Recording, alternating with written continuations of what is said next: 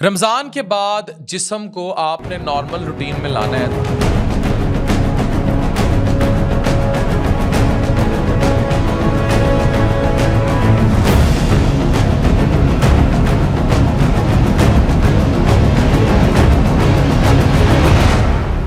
तो मुझे एक बात बताएं, कभी ऐसा हो सकता है कि आप एकदम किसी भी खड़ी गाड़ी पर 300 की स्पीड की रेस दे दें, उसको तबाह कर देंगे। आप रमज़ान के बाद यही अपने जिस्म के साथ करते हैं। अगर आप चाहते हैं कि रमज़ान के बाद जिस्म को एक्लिमेटाइज करके आहिस्ता आहिस्ता फास्टिंग यानी रोज़े की हालत से दूसरी रूटीन पर लाएं, तो यहाँ रुक जाएं। आपने वज़न कम कर लिया, आपने शुगर बेहतर कर ली, लेकिन अब आप तबाही मचाने चले हैं। ये वीडियो अहम है, शेयर करें जो गलती करेंगे लोग। 1 महीना ऐसा गुजरता है जिसमें आपका जिस्म एक हैरान कुन मेटाबॉलिक ट्रेनिंग से गुजरता है। रमज़ान का महीना, दिन भर फास्टिंग, कम कैलोरीज, महदूद मील विंडो, और जिस्म आहिस्ता आहिस्ता एक ऐसे निज़ाम पर आ जाता है जिसे जदीद साइंस में इंटरमिटेंट फास्टिंग मेटाबॉलिज्म का निज़ाम कहा जाता है। इसलिए रमज़ान के दौरान जिस्म में कई मुस्बत तब्दीलियाँ आती हैं। मेटाबॉलिज्म बेहतर हो जाता है, इंसुलिन सेंसिटिविटी बढ़ जाती है, फैट बर्निंग तेज़ हो जाती है और कोलेस्ट्रॉल प्रोफाइल भी बेहतर हो सकती है। इसी वजह से बहुत से लोगों का वज़न रमज़ान में कम हो जाता है, लेकिन असल मसला रमज़ान के बाद शुरू होता है। जैसे ही ईद आती है, लोग अचानक वापस चले जाते हैं फ्राइड फूड्स, मीठी चीज़ें, हैवी मील्स और चीनी वाले ड्रिंक्स की तरफ। और यहाँ एक अहम साइंसी तहकीक सामने आती है। 1 महीने तक महदूद ग़िज़ा पर आदत बनाने वाला डाइजेस्टिव सिस्टम अचानक ज़्यादा खुराक बर्दाश्त नहीं कर पाता। नतीजा क्या निकलता है?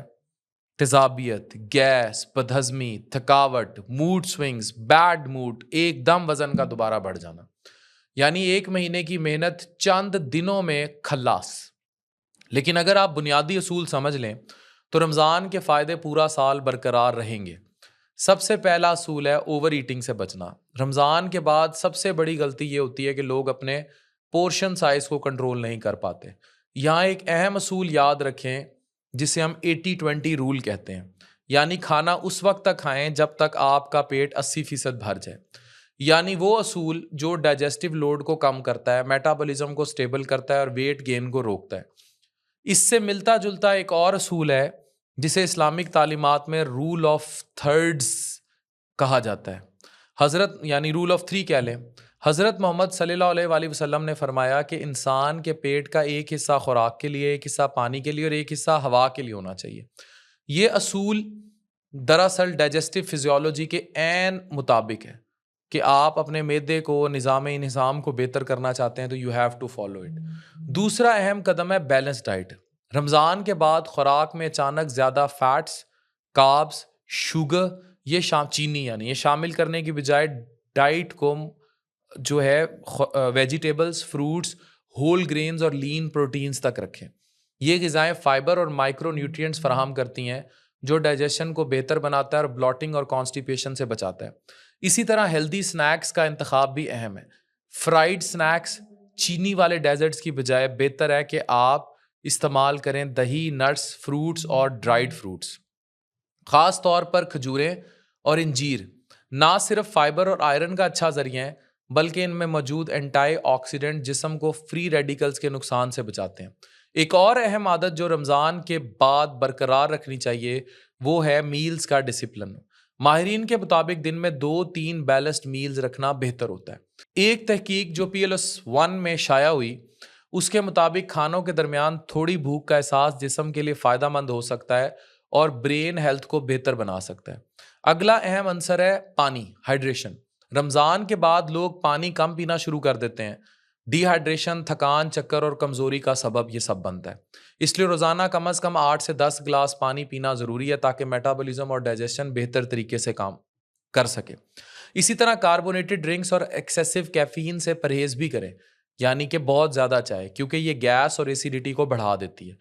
अब बात करते हैं एक और अहम पहलू की जो अक्सर नज़रअंदाज कर दिया जाता है, आपकी गट हेल्थ, यानी कि खुराक की नाली से लेकर मैदा, आंतें, ये सब। रमज़ान के बाद ज़्यादा मीठा और हैवी फूड खाने से गट के अंदर फ्रेंडली बैक्टीरिया, गट माइक्रोबायोम मुतासिर हो सकते हैं। इसलिए बाज़ औक़ात प्रोबायोटिक फूड्स और प्रोबायोटिक सप्लीमेंट्स मुफीद हैं। दही बहुत अच्छी चीज़ है। तहकीक के मुताबिक प्रोबायोटिक्स गट बैक्टीरिया को बैलेंस करते हैं और मेटाबॉलिज्म को बेहतर बनाते हैं। रमज़ान के बाद थकावट और लो एनर्जी भी आम हो जाती है।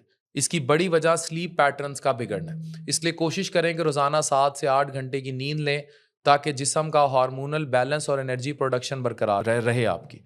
इसी तरह फिजिकल इनएक्टिविटी ना करना गलत बात है। एक्सरसाइज करें रोज़ाना 20 से 30 मिनट वॉक या लाइट एक्सरसाइज भी मेटाबॉलिज्म को एक्टिव रखती है और वेट गेन को रोकने में मदद करती है। एक्सरसाइज के दौरान जिस्म में एंडोर्फिन्स, सेरोटोनिन और डोपामीन जैसे हार्मोन्स आते हैं जो मूड को बेहतर बनाने में मदद करते हैं। रमज़ान के बाद सेहत को बरकरार रखने का एक मौसर तरीका है ओकेजनल फास्टिंग।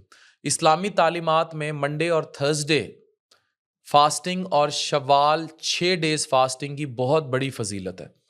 तिब्बी नुक्ता नज़र से देखा जाए तो ये दरअसल इंटरमीडिएंट फास्टिंग का एक बेहतरीन शक्ल या फार्मूला है जो मेटाबॉलिक बैलेंस को बरकरार रखने में मदद देती है। एक और बात अक्सर लोग भूल जाते हैं, इमोशनल हेल्थ। रमज़ान में इबादत, दुआ और कुरान मजीद की तिलावत इंसान को ज़हनी सुकून देती है। इसलिए रमज़ान के बाद इन इबादत को अपनी ज़िंदगी का हिस्सा बनाएं ताकि दुनिया इसको मेडिटेशन के नाम से जानती है। इस तरह सदका और जो काइंडनेस के एक्ट्स हैं उनको जारी रखें, इससे भी हैप्पी हार्मोन्स बढ़ते हैं और ओवरऑल मेंटल वेलबींग को बेहतर बनाते हैं। आखिर में एक हकीकत याद रखें, रमज़ान सिर्फ भूख का नाम नहीं, दरअसल सेल्फ डिसिप्लिन की ट्रेनिंग है। इसको जारी रखना है तो बाद में भी portion control, balance diet, proper hydration, regular exercise, कभी कभी रोज़ा और इमोशनल बैलेंस को अपनी ज़िंदगी का हिस्सा बनाएं। इससे दिल अच्छा होगा, मेटाबॉलिक हेल्थ, ब्रेन हेल्थ, गट सब बेहतर होगा। तो ये कितना बड़ा तोहफा है। तो प्लीज़ इस वर्जिश को जारी रखें। Thank you very much.